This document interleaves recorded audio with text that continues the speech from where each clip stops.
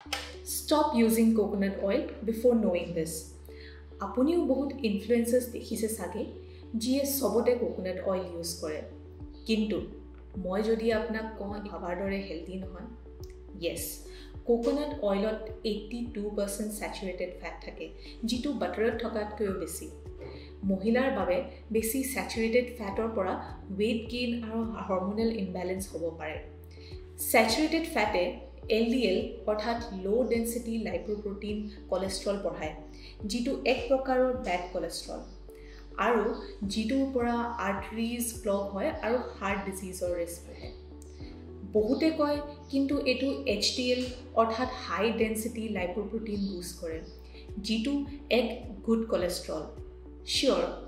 কিন্তু এটো LDL তাতকৈও বেছি বঢ়ায় which isn't great আনকি আমেৰিকান হাৰ্ট এছ'চিয়েশ্যনে কয় যে it's not heart healthy so ইয়াৰ পৰিৱৰ্তে কি ইউজ কৰিব পাৰে